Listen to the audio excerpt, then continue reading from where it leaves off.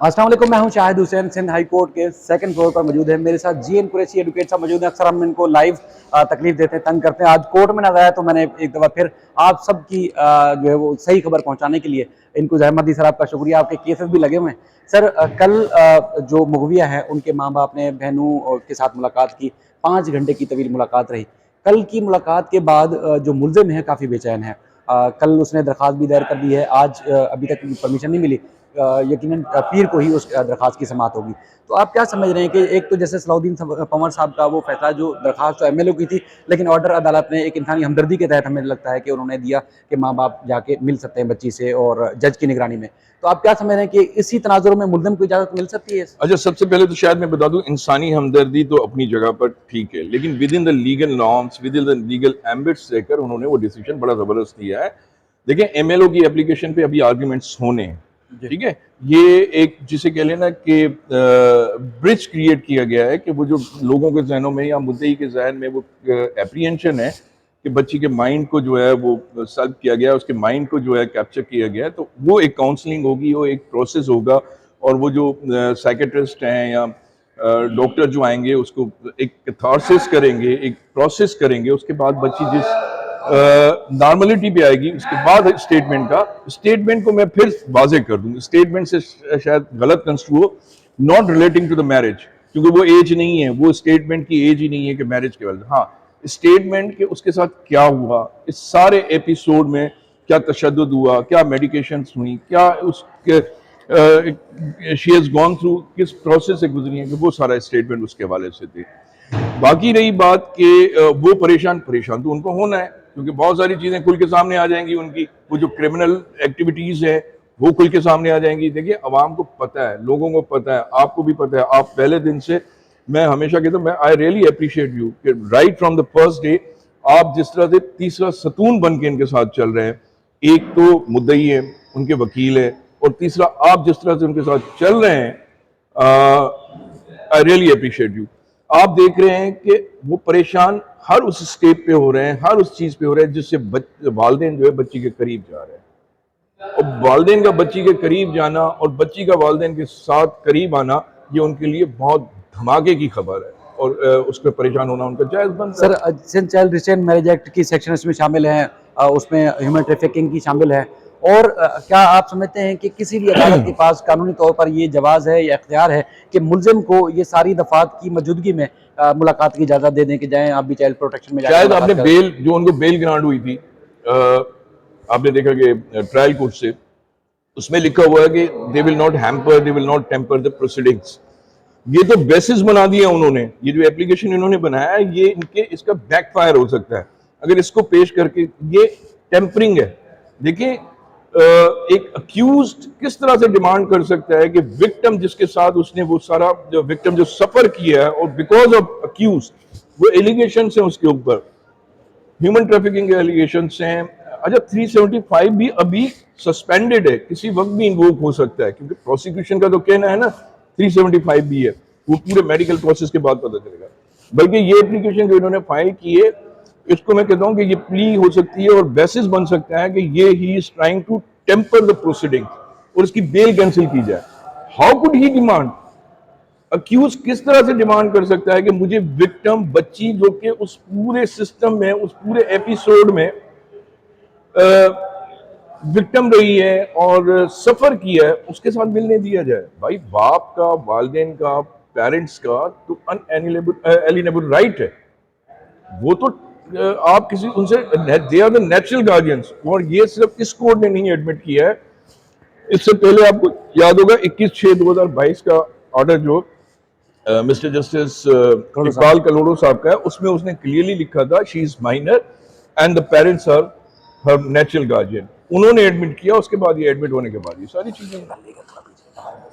Sir, अच्छा एक चीज़ और बताएं कि कल की जो मुलाकात हुई उसमें सूरत हाल ये हुई कि बहुत सारी चीज़ें जज ने मॉनिटर की। बल्कि 5 घंटे की जो मुलाकात हुई उसमें सारी चीज़ें रिकॉर्ड हुई, यानी कौन रिकॉर्ड है वो कल या किसी दिन भी रिपोर्ट बाकायदा तौर पर उनकी तरफ से सिंध हाई कोर्ट के साल की जाएगी। अदालत खुद उस मामले का जायज़ा लेगी।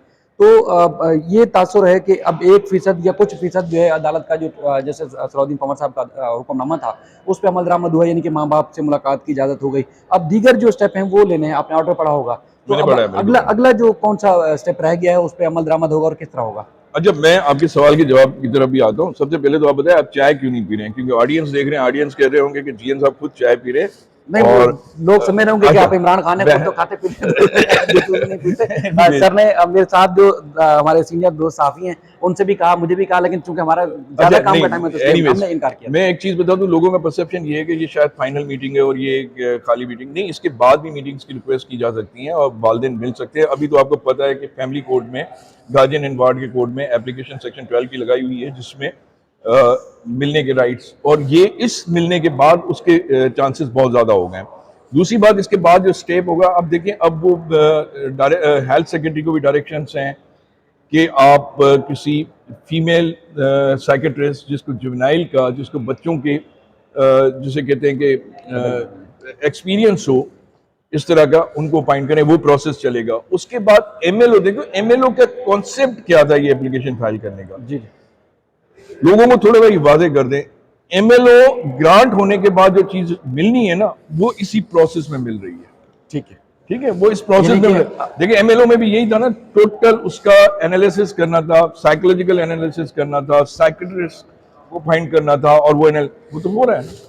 ठीक है, तो लेकिन उसके उससे जोड़ रहे हैं कि लोग जो जोड़ रहे हैं या एक राय कायम करने की कोशिश कर रहे थे, जो कि मैं भी समझता हूँ कि दुरुस्त नहीं है, कि ये देखना है कि रेप हुआ या नहीं हुआ, लेकिन बुनियादी तौर पर मामला ये भी है कि बच्ची का जायजा लिया जाए, उसके नफ्सियाती। असल है ही वो, जी जी जी। असल वो ये देखें, ये तो लोगों को मिसगाइड करने के लिए हमने पहले भी ये बात कही थी कि भाई वो 24 और 72 आवर्स वाली जो बात कर रहे हैं ना, वो तो एक सेगमेंट है ना। असल सेगमेंट, मेन सेगमेंट है उसका थोरो एनालिसिस होना, उसका साइकोलॉजिकल एनालिसिस होना।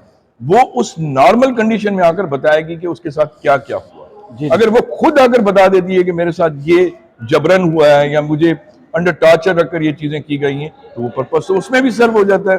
तो ये कहना कि वो चीजें, भाई वो चीजें एक तो मेडिकल साबित करता ना, एक तो लड़की खुद स्टेटमेंट अगर नॉर्मल कंडीशन में आकर दे देती है तो वो चीजें प्रूव हो जाती हैं। ठीक है। तो असल जो चीज थी, पर्पस जिसका था, जैसे एप्लीकेशन फाइल करने का purpose is almost more than 90% is served. Sir आखिरी सवाल है, आपकी चाय भी ठंडी हो रही है। नहीं, मैं ठंडी पीता हूँ। ये एक चीज बताएं कि कानून के मुताबिक ये जो 364A और इसके अलावा चाइल्ड रिस्ट्रेंट मैरिज एक्ट की सेक्शन लगने के बाद मुलजिम को कोई इख्तियार नहीं कि बच्ची से जाके मिल सके, कहीं भी वो मुलाकात कर सके, जब तक उसको उसके हक में कोई फैसला ना हो जाए।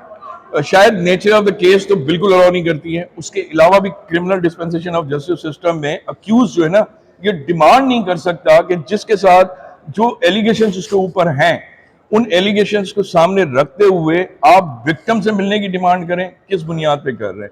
ना तो आप नेचुरल गार्जियन हैं। वो जो एक नैरेटिव बिल्ड किया जा रहा था ना कि शादी के बाद नेचुरल गार्जियन, अरे बाबा, शादी वो इटसेल्फ इनिशियली जो है ना, उसका इनिशिएटिव जो था ना, वही गलत बुनियाद पे था। बिल्कुल। तो वो मेरा अगेन आई वुड से कि इसको बेसिस बनाकर आप ये प्ली रेस कर सकते हैं कि भाई ये तो टेम्परिंग कर रहे हैं। और आपने कोर्ट बेल का ऑर्डर पढ़ा होगा, कहीं भी ये शुबा होता है कि वो टेम्परिंग करने की कोशिश कर रहे हैं, तो इसकी बेल कैंसिलेशन उसी कोर्ट में जाया जा सकता है। ठीक है। ये it amounts to the tampering in the जैसे कह लें कि प्रोसीजर, क्रिमिनल प्रोसीजर। तो वो डिमांड कर ही नहीं सकता, ना सिर्फ इस नेचर को केस को देखते हुए, बल्कि किसी भी क्रिमिनल केस में जिसके अगेंस्ट, भाई ये थोड़ी है कि कुछ केसेस होते हैं जो कंपाउंडेबल होते हैं, कुछ केसेस होते हैं non compoundable. It's a non compoundable. Compoundable में तो ये होता है कि चले विक्टिम जो है उनके साथ कंप्रोमाइज के लिए वो अप्रोचेस कर सकते हैं। ये नॉन कंपाउंडेबल केसेस है, इसमें आप बात भी नहीं कर सकते हो आगे से, ना विक्टिम से ना विक्टिम के रिलेटिव से।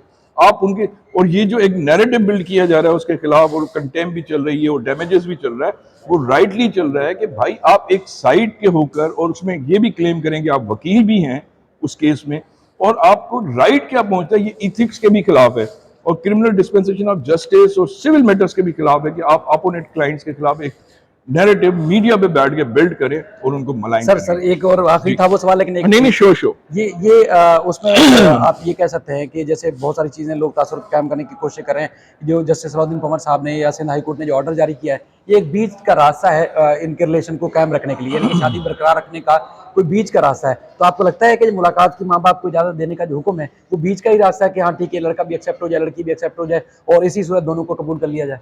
देखिए, वकालत या जुडिशरी का जो सिस्टम है या जुडिशियल प्रोसेस जो है किसी बॉक्स में रखा हुआ बंद एक चीज़ नहीं है जिसको निकाला और उसको चलाया। उसमें एक जुडिशियल थॉट होता है, विजडम होता है, क्रिएटिविटी होती है।